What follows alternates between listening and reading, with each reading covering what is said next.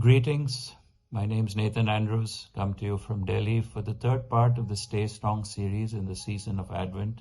And today we'd like to look at some of the unbelievable implications of the Christmas message. We've seen the story as a nutshell, the one who entered the world as a baby, came as a person, God taking human form. And we saw how unbelievable that story is. And unbelievable not in the sense that we say it just cannot happen, but unbelievable as a newscaster would when they're giving you stats that are beyond your imagination. Someone hit 6 sixes in an over. Unbelievable, right? And that's what as we look at the Christmas story today, we see the same thing. I can believe if there's a God, he should certainly be able to create the world. That's in the realm of possibility. If he's God, if he could create the world and he can reorder nature, he could part the Red Sea, that also I can handle. But God, the infinite God, became a baby, confined himself to in a manger. That is unbelievable. And that too in time and history. God became a man. Matthew Barrett in his book, None Greater, he says, your jaw should hit the floor at this point of time. Deity dwelling with humanity. Absolutely unbelievable. And verse 14 of chapter 1, John says, the Word became flesh and dwelt among us, and we have seen his glory. Moses couldn't see God's glory, and yet John says he's seen his glory. Do we get that? Absolutely unbelievable.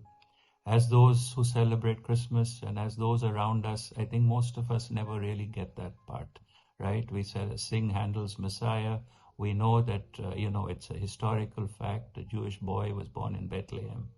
But may we, in the most literal sense, understand this season that the God by whom all things was made became a baby and came and lived among us.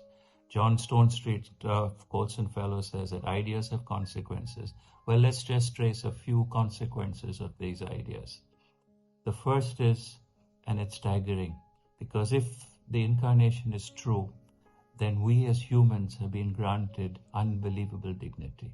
We live in a world where humans don't have much dignity. All around us, dignity is challenged. But, beloved, God did not become an angel. He became a man. He did not become an eagle or a deer or a whale. He became a human being. He dignified our flesh and blood for eternity. God loved us so much that God became one of us. If John is right, then we then also discover the unbelievable depth of the love of God. God so loved us that God changed. He altered his mode of being. Before Christmas, the living God was pure spirit. All persons of the Trinity were all spirit. In Bethlehem, one of those three persons, the second person of the Trinity, took on our humanity, changing the relationship with the Godhead itself. God became what God was not. God, the Logos, changed the form of his existence forever so that we might be free, so that we could be fully human as he had created us to be. This is the unbelievable depth of the love of God. The Ancient of Days sneaks into the enemy camp, disguised as a newborn baby.